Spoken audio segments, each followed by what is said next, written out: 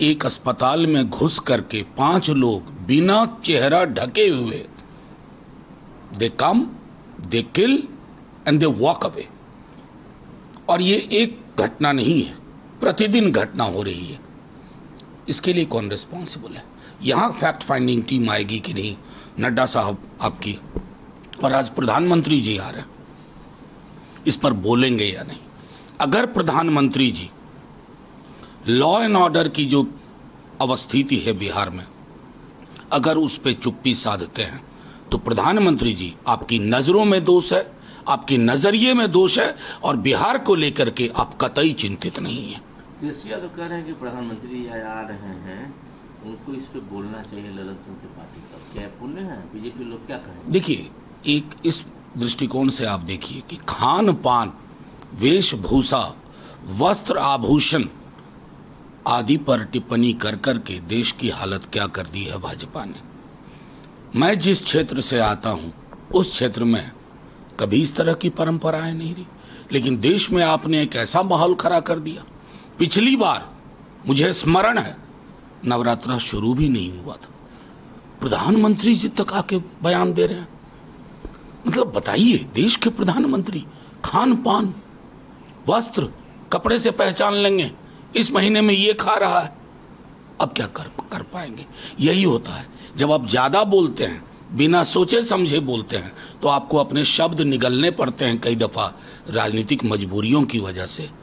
उम्मीद करता हूं वो मजबूरियां आज हावी नहीं होंगी। हेमंत बिस्वा राव कहते हैं कि देश में बहुत से जेल हैं जो गांधी का वेट कर रहे हैं, लेकिन हमको ये समझे थे राहुल गांधी एक सांसद हुए, मुझे जेल में डालने की बात देखिए, मेरा सीधे तौर पर कहना है कि जब आप विमर्श को उस स्तर पर ले जाएंगे तो विमर्श का आक्षेप आप पर भी होगा। जाहिर तौर पर इन्हीं के बारे में बीजेपी के पास 56 पन्ने की डॉजियर हुआ करती थी। हर प्रेस कॉन्फ्रेंस में बीजेपी वो डॉजियर इनके बारे में दिखाती थी। हाँ, तब ये कांग्रेस के कद्दावर मिनिस्टर थे, आज वो भाजपा के चीफ मिनिस्टर हैं, लेकिन अतीत का वो 56 पन्ना हो सकता है अभी भी कहीं पड़ा हो। उन्होंने यहाँ तक कह दिया कि राहुल गांधी फॉरेन एलिमेंट है, वो बाहर जाते हैं तो पता ही नहीं चलता कहाँ। ये मैं अगर देश की सरकार को ये नहीं पता चल रहा है कि राहुल जी विदेश में कहाँ जा रहे हैं, तो इस सरकार को देश में रहने का कोई हक नहीं। पग पग पर तो पता होता है कि कौन कहाँ जा रहा है, कहाँ इमिग्रेशन में जा रहा है। ये सब अब ये इस तरह के बयान ना आधारहीन लगते हैं, मतलब जिनका कोई मतलब नहीं है राजनीतिक विमर्श में।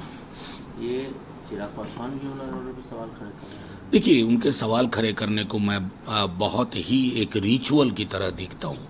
अभी बीते दिनों गोपाल खेमका जी के हत्या के बाद भी उन्होंने एक बयान दिया था। मुजफ्फरपुर की घटना के बाद चूक गए थे, फिर पारस अस्पताल वाली घटना हुई कल, तो वो बोले हैं। लेकिन बोलने से क्या होगा?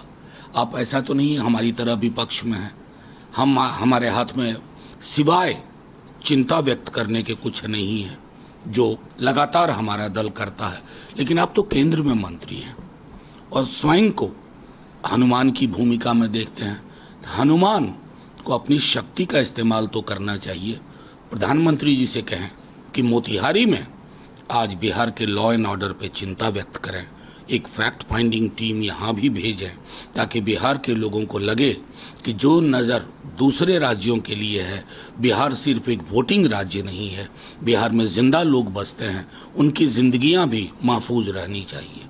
हेमंत बिस्वा राव कहते हैं कि अगर ममता बनर्जी कितना 4 आतंकवादी आते हैं, 26 लोगों को मार के चले जाते हैं, उनका अभी तक कुछ पता ही नहीं। देखिए, वो तो खैर फॉरेन डेलीगेशन में भी गए थे और उन्होंने वहाँ देश के लिए काफ़ी कुछ कहा, लेकिन महत्वपूर्ण है कि सवाल खत्म नहीं हुए।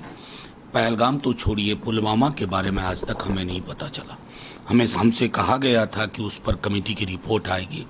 पुलवामा के हुए इतने बरस बीत गए, हमने अपने जवान खोए, लेकिन आज तक कुछ नहीं। पहलगाम में किसी का तो फेलियर है, वहाँ तो पूर्ण राज्य का भी दर्जा नहीं है। मैं समझता हूँ कि ये मौका एक और भी है कि जम्मू कश्मीर में ऐसे चीफ मिनिस्टर बने रहने का उमर अब्दुल्ला जी का क्या फ़ायदा, जहां उनका प्रशासन मैन हैंडलिंग कर दे। तो पूर्ण राज्य का दर्जा भी मैं समझता हूं कि इसी सत्र में सरकार को कोशिश करनी चाहिए। और पहलगाम को लेकर के कई पहलू हैं। एक तो इंटेलिजेंस फेलियर का है, दूसरा है कि वैश्विक पटल पे हम इतने मित्रविहीन क्यों दिखे। आज तक हमने 47 के बाद हम इतने इस कड़ी में, मित्रता की कड़ी में इतने कमज़ोर कभी नहीं दिखे। इसके लिए भी किसी न किसी को तो आपको रिस्पॉन्सिबिलिटी फिक्स करनी होगी।